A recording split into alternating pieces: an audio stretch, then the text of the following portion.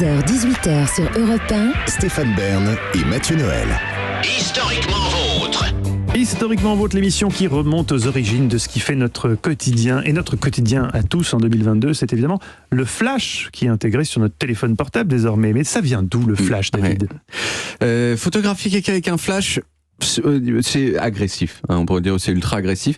Je m'en suis rendu compte très fort il y a 13 ans, un jour, où j'ai eu un petit travail de quelques heures au théâtre du Trianon à Paris, où je devais prendre en photo des gens connus, et j'ai pris une photo au flash de Jacques Higelin et Sergi Lopez. Photo que j'ai retrouvée dans mes archives. La voici, je la montre en studio. C'est une photo qui n'a pas grand intérêt. On les voit côte à côte, Sergi Lopez et Jacques Higelin. Mais ce qu'on ne voit pas sur cette photo, c'est... Comment ?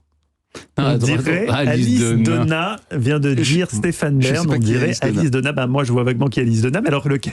À droite. À droite, mais Jacques Higelin, oui. Mais Alice Donna peut-être. C'était Jacques Higelin, paix à sa mémoire, Stéphane. Oui, c'est vrai. Mais bon, là sur la photo. Ce qu'on voit pas sur cette photo, c'est que un quart de seconde après qu'elle a été prise, Jacques Higelin m'a regardé avec une haine infinie. Il a mis les doigts sur ses yeux et il a dit je sais bien que tu fais ton boulot, mais c'était un moment très désagréable pour moi, alors que Sergi Lopez, lui, il a été délicieusement sympa, ce qui fait qu'aujourd'hui encore, je préfère Sergi Lopez à Jacques Higelin. Et puis, il y a de la chance, il y en a un qui est vivant et l'autre qui est décédé, donc c'est plus pratique pour vous. Et puis le flash, c'est pas seulement agressif, c'est aussi artificiel. Et donc, c'est pas pour rien qu'à peu près tous les grands photographes humanistes des années 50, et même d'après, ont refusé de faire des photos au flash, à commencer par leur ayatollah à tous, Henri Cartier-Bresson, qui disait du flash. C'est comme de tirer un coup de pistolet dans un concert, enfin, c'est la brutalité. Comme tirer un coup de pistolet dans un concert, c'est la brutalité. Mais bon, il y a un petit truc quand même, c'est que pendant longtemps, dès qu'on voulait prendre en photo une scène ailleurs qu'en plein soleil, il fallait que les temps de pause soient ultra longs, des secondes et des secondes, voire des minutes et des minutes. Et s'il y avait vraiment pas beaucoup de lumière, c'était juste impossible de prendre des photos. D'où la volonté de trouver une façon de faire beaucoup de lumière d'un coup pour pouvoir photographier des choses sombres. Tous les premiers flashs de l'histoire, ils découlent d'une découverte faite par deux chimistes, un Anglais qui s'appelait Roscoe et un Allemand qui s'appelait Robert Bunsen.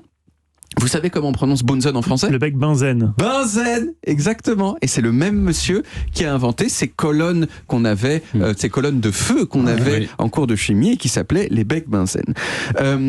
Bunsen et Roscoe, ils ont découvert en 1859 que quand on faisait brûler du magnésium, ça produisait une lumière hyper forte. Et en 1864, ils ont fait ce qui est considéré probablement comme la première photo au flash de l'histoire. C'était un portrait de Roscoe, assez bêta, mais bon, c'est sans doute la première photo. C'est allé assez vite ensuite la diffusion, parce que dès 1865, on avait des photos de l'intérieur des pyramides égyptiennes au flash, puis l'année suivante des catacombes de Rome, et puis le flash, dans les décennies qui ont suivi, il a permis de faire des trucs assez bien. Il y a un photographe danois, par exemple, très connu, qui s'appelle Jacob Riis, qui, grâce au flash au magnésium, a pu documenter la vie misérable dans les intérieurs des quartiers d'immigration à New York.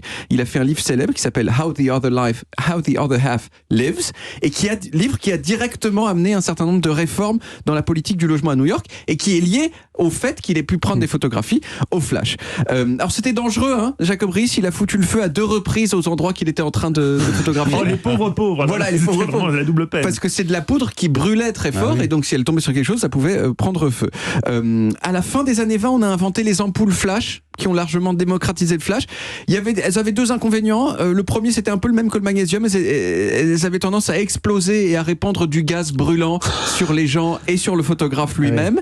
Et aussi, on devait les remplacer après chaque utilisation, ce qui est quand même pas top. Moi, j'ai connu encore les flashs, les flashs qu'on remplaçait. Et c'était un petit carré qu'on posait. Tout à fait. C'est les flash cubes. Jusqu'aux années 80, il y avait encore des ampoules à flash. Mais effectivement, qui étaient... Moi, j'étais vraiment très, très enfant. C'est ce flash à ampoule qui a permis à Ouija, dont on a déjà parlé dans cette émission, de prendre des photos des meurtres dans la nuit à New York. Il y a eu les flashs ensuite, les flashs synchronisés électroniques et parfaitement safe. À partir des années 60, le flash, il a connu une sorte d'âge d'or chic qui dure un peu jusqu'à aujourd'hui, parce que quand on photographie au flash, les photos qu'on obtient, elles sont souvent à la fois étrange parce ça révèle des détails qu'on voit pas à l'œil nu, et en même temps dégueulasse pour la même raison. Une peau photographiée au flash, elle devient affreuse, et comme à partir des années 60, il y a eu une sorte de goût pour les choses étranges et dégueulasses, eh bien il y a eu des flopées de photographes qui ont fait du flash. Diane Arbus, Martin Parr, Terry Richardson. Moi, c'est pas ma cam à moi. Je suis resté de l'école de mon papa à moi, qui n'aimait pas le flash, et aussi peut-être je n'aime toujours pas le flash parce que j'ai été un petit peu traumatisé par Jacques Higelin. Ça, c'est aussi oui, une ça, possibilité. quand même, voilà. Pas été très sympa avec vous, Jacques. Remonte la photo. Alice Donna, mais c'est qui Alice Donna? C'était je crois qu'elle était une chanteuse, Alice Donna, qui vivait avec Laurent Boyer. Ah oui, mais je crois qu'ils se sont séparés. Une bonne chanteuse, d'ailleurs. Serge Lama lui a écrit plein de chansons. Grande chanteuse. Et c'est exactement pareil. Regardez, tapez Alice Donna. Et vous voyez photo, et vous allez voir, on dirait Jacques Higelin sur cette photo. Je comprends qu'il n'ait pas été heureux d'être pris pour Alice Donna. Merci David. On retrouve les origines en podcast sur toutes les applis audio. Il y a une coupe de cheveux un peu. Et en vidéo sur YouTube, Dailymotion, et sur le site europe1.fr.